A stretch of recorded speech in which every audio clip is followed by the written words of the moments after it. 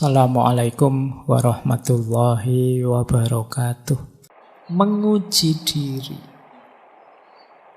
Jadi kata Socrates kan, an unexamined life is not worth living. Hidup yang tidak diuji itu hidup yang tidak berharga untuk dihidupi. Jadi hidupmu itu harus ditanyakan terus, biar jelas bahwa kamu memang benar-benar berpegangan pada kebenaran, pada kebaikan. Kan banyak orang itu tidak berani mempertanyakan yang dia yakini sekarang. Nah, kalau memang yakin benar, tidak usah takut. Uji saja, tanya saja. Itulah hidup yang berharga. Jadi maka kata Socrates, an unexamined life is not worth living. Makanya kerjanya Socrates itu kemana-mana nguji orang. Itulah mengapa dia dianggap lalat, bikin ruwet saja, bikin sumpek saja. Orang lagi ngobrol enak-enak, tenang-tenang, sedang ngobrol tentang cinta-cintaan sambil senang, tiba-tiba Socrates tanya tiba-tiba, cinta itu menurutmu apa sih? Itu kan bikin orang puyeng kan, ini kita sedang asik ngobrol asik-asik malah tanya yang begitu.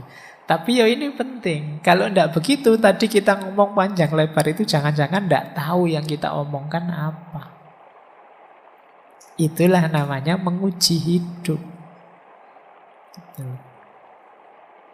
Lagi asik-asiknya ngaji sudah mau selesai tak? Ngaji itu apa ya Pak? Loh itu ya penting ditanyakan juga, jangan-jangan kita salah istilah. Ujilah hidup.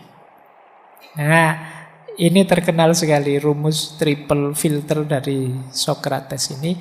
Apa sih yang ditanyakan, diujikan? Paling tidak 3 hal ini.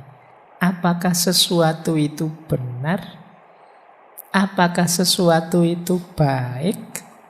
Yang ketiga, apakah sesuatu itu penting? Is it true? Is it kind? Or is it necessary? Jadi ini menarik. Ini teori ini nanti dikenal sebagai triple filter. 3 lapis penyaringan. Hari ini kita butuh ini. Setiap kali ada orang share apa-apa, coba tanyakan 3 ini. Ini yang di-share ini benar enggak? Kalau lolos dari saringan pertama, ajukan yang kedua. Ini baik enggak? Lolos dari saringan kedua, tanyakan lagi yang ketiga. Ini penting enggak? Karena ada kalanya sesuatu itu benar, tapi tidak baik untuk disebarkan, untuk diungkap-ungkap kemana-mana. Ada kalanya sesuatu itu benar dan baik-baik saja disebar kemana-mana, tapi tidak penting. Ada banyak hal lain lebih penting. Kita tidak tahu juga tidak apa-apa tentang itu, wong tidak penting kok. Coba filter 3 ini teman-teman pakai. Hari ini kan banyak pelajaran-pelajaran literasi digital. Nah, bagi saya sumbangannya Socrates ini penting dipakai. Is it true? Is it kind? Or is it necessary? Apapun. Kita belakangan kan ditelan oleh hoax, post-truth, kebenaran yang tidak jelas atau kebenaran yang dibikin. Coba pertanyakan 3 ini. Apakah benar? Kalau memang benar, apakah itu baik? Nah, kain itu kayak kalian bilang akhlak fauqal ilm, itu kain. Benar enggak? Baik enggak? Kalau sudah yang ketiga, it is necessary. Penting enggak? Mungkin itu baik, berakhlak, sopan, benar, tapi enggak penting. Ngapain kita ribut di situ? Ada urusan yang lebih urgent. Ini enggak usah dibahas juga mungkin enggak masalah. Ada yang lebih urgent untuk diangkat, dibahas. Itu namanya necessary. Jadi kalian boleh bantah postingan, itu memang benar, mungkin juga baik, tapi bagi saya tidak terlalu penting. Nanti yang lain, kalau tidak penting ngapain kamu komen? Ya kalau tidak penting ya tidak usah ikut-ikutan komen. Berarti kita ikut sibuk di situ. Oke, baik. Menguji hidup berarti ini. Pastikan keputusan kita, pilihan hidup kita itu memang true, kind, and necessary.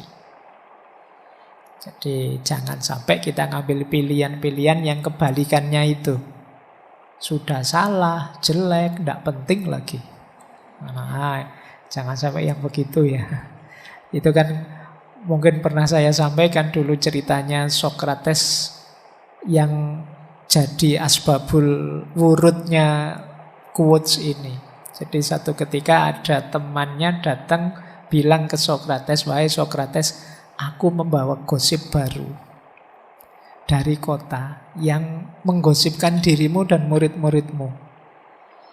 Nah, terus kata Socrates, "Sebelum kamu cerita gosipnya, coba kamu jawab 3 pertanyaanku," kata Socrates. Yang pertama, yang kamu bawa itu benar enggak? Pasti benar enggak?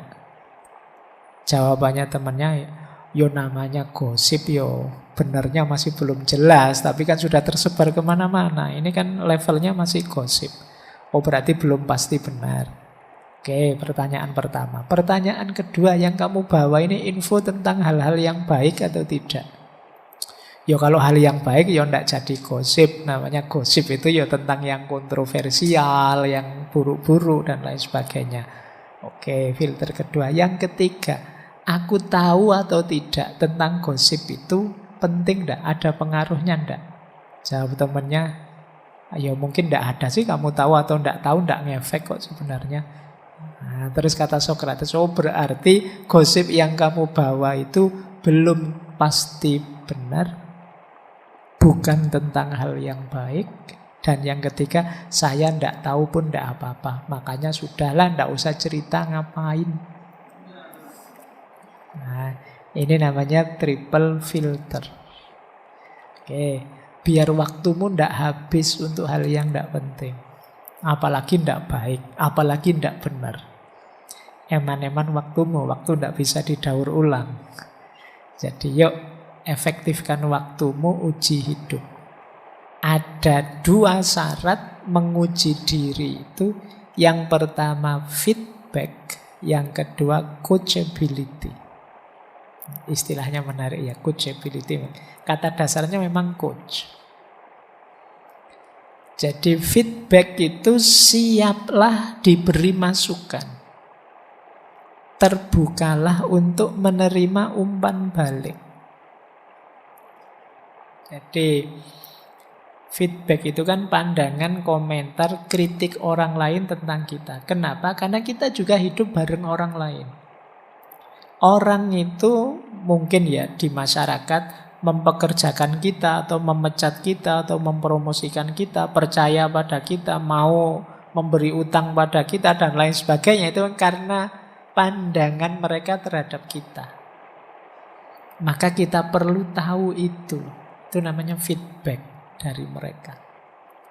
Kalau aku kayak gini, ini gimana sih responnya teman-teman ya? Satu kelas, satu majelis. Ini namanya feedback. Makanya di surat Al-Asr itu kan kita ditekankan untuk watawasau bil haq. Saling menasehati, saling memberi feedback. Aku bagaimana kalau engkau menurutku begini. Itu memberi feedback. Cuma feedback ini tidak akan ada gunanya kalau tidak ada mentalitas coachability. Coachability itu maksudnya kalian harus siap di coaching, siap dilatih, siap diberi masukan. Banyak orang yang apatis, tidak bisa dinasehati. Ya tidak ada gunanya feedback. Jadi tidak ada gunanya watawasau bil haq tadi kalau kita tertutup.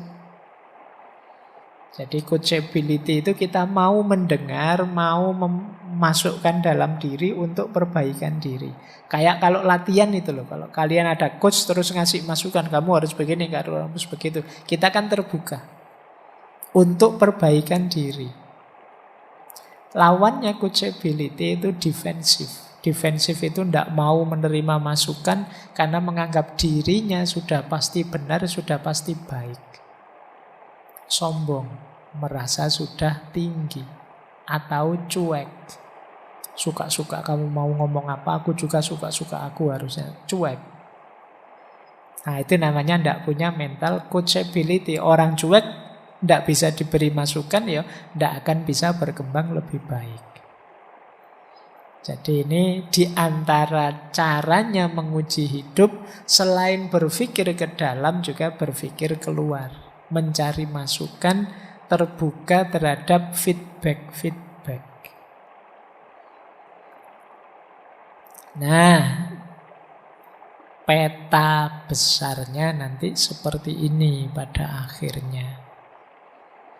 Jadi mengenali diri, menguji diri, itu ayo perhatikan hal-hal ini. Nanti bisa kalian lihat lagi ya di rekamannya. Kebetulan saya nulisnya masih dalam bahasa Inggris ya, enggak apa-apa. Nanti kalian buka kamus kalau lupa terjemahannya. Jadi membaca diri yang sifatnya jiwa tadi, soul tadi, akhirnya perhatikan 4 hal. Yang pertama behavior, yang kedua personality, yang ketiga attitude, yang keempat persepsi. Behavior itu kebiasaan, perilaku yang sudah mendarah daging. Ini behavior, ini pola kepribadian. Personality kepribadiannya, attitude itu kebiasaan yang sifatnya temporer, insidental. Misalnya, saya itu orangnya lembut, tidak mudah marah, tapi dalam situasi saat ini ada kasus ini, saya marah ini. Itu attitude. Berhubungan dengan emosi, berhubungan dengan pikiran saat ini. Tapi kalau behavior itu karakter, perilaku yang menetap. Nah, persepsi. Jadi ini 4 hal. Coba cermati behavior kita, personality kita, attitude kita, persepsi kita. Behavior berarti melihat apa? Yang pertama motivasi. Jadi apa sih yang membuatmu bergerak? Yang membuatmu melakukan sesuatu? Saya Pak, kalau sudah urusan keluarga, saya akan berani mengorbankan apa saja. Ini motivation. Kalau saya untuk ilmu Pak, habis berapapun tidak masalah. Beli buku meskipun uang habis, untuk makan nanti-nanti tidak masalah. Ada motivation. Coba cermati kalian yang termotivasi itu kalau pas apa? Saya Pak, kalau urusan saya sendiri sih saya biasa, tapi kalau sudah bersentuhan dengan orang yang saya cintai misalnya, saya berani mati. Bukan banyak yang dicintai kan tidak mesti pacar ya macam-macam. Nah, itu motivation namanya. Coba cek dalam dirimu, yang membuatmu termotivasi apa? Yang kedua, coba perhatikan modes of thinking, caramu berpikir. Pak, saya itu orangnya realistis Pak. Kalau belum lihat faktanya saya tidak percaya dulu. Nah, saya itu orangnya agak sensitif Pak. Jadi saya main perasaan. Orang ngomong apa saja saya tidak peduli. Saya rasakan saja. Orang ini kira-kira jujur apa enggak. Nah, itu modes of thinking. Kalian tipe yang bagaimana dalam berpikir? Saya itu easy going kok Pak. Yang penting jalan saja lah. Tidak perlu terlalu banyak direnungi. Yang penting nanti belajar sambil jalan misalnya. Itu modes of thinking. Kalian seperti apa?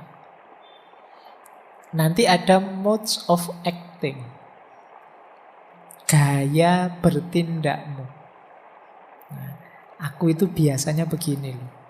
Yang saya lakukan ini loh. Kalau pas tersinggung saya begini. Kalau pas marah saya begitu. Itu mode of acting. Saya itu dari 24 jam malesnya 18 jam. Misalnya. Sisanya 6 jam tidur. Misal itu mode of acting. Itulah aku. Ini tidak apa-apa. Yo, harus jujur ya dibacanya. Oke, jadi saya itu kalau males sih enggak Pak, cuma rebahan saja seringnya. Itu bisa 12 jam sehari. Tapi kan rebahan saya produktif Pak misalnya.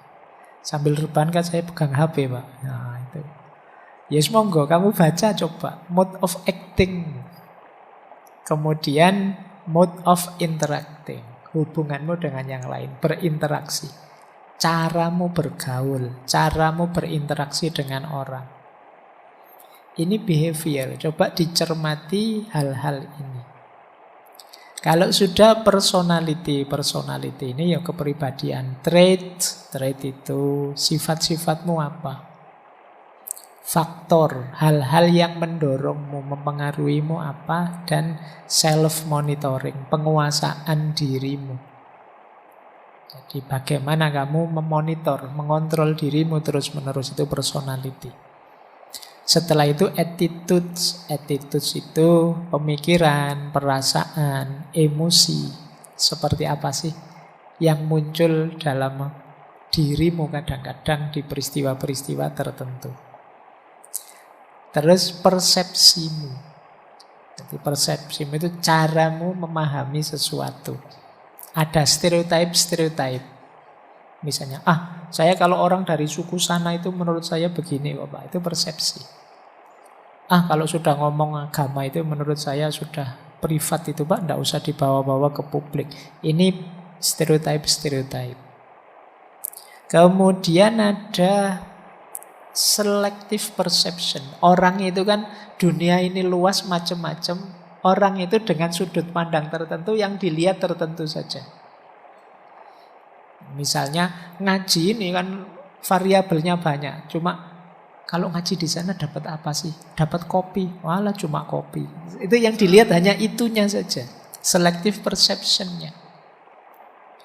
Jadi kadang-kadang kan orang itu ada yang dari sekian banyak jam ngaji, misalnya 2 jam ngaji, yang dilihat hanya bagian pembukaannya saja. Wah pembukaannya pakai bahasa Arab itu berarti sudah tidak egaliter itu sudah misalnya. Selective perception. Orang itu biasanya memang memframe sesuai kepentingannya. Nah, yang ketiga proyeksi-proyeksi. Proyeksi-proyeksi itu caramu membaca sesuatu kamu bawa kemana. Itu proyeksi namanya. Ngaji ini menurutmu maknanya apa sih, untuk apa sih, itu berhubungan dengan proyeksi. Terus ekspektasi. Ekspektasi itu harapan, keinginanmu. Nah, kayak ngaji ini kan kalian selain mengikuti kan juga ada ekspektasi. Mungkin ada yang Pak temanya mbok yang tasawuf saja Pak, yang filsafat ruwet saya Pak. Atau kalian ekspektasi, harapanmu. Tema ini kok nggak dibahas-bahas sih Pak. Pak mbok yo macam-macam harapanmu. Itu ekspektasi. Coba kamu cermati ya, dalam hidupmu kamu ada harapan apa? Terus interest, kepentingan-kepentingan. Dan atribusi. Atribusi itu keterhubunganmu. Jadi koneksi-koneksimu kemana saja. Itu atribusi yang kamu anggap penting untuk disambung itu apa? Yang kamu anggap penting untuk kamu jadikan teman, kamu jadikan pendukung, kamu jadikan. Itu hubungannya dengan atribusi. Nah, ini materi-materi analisis diri. Coba nanti kalian cek ya. Ini saya ngumpul dari berbagai sumber yang membahas tentang know yourself. Atau self-awareness, kesadaran diri.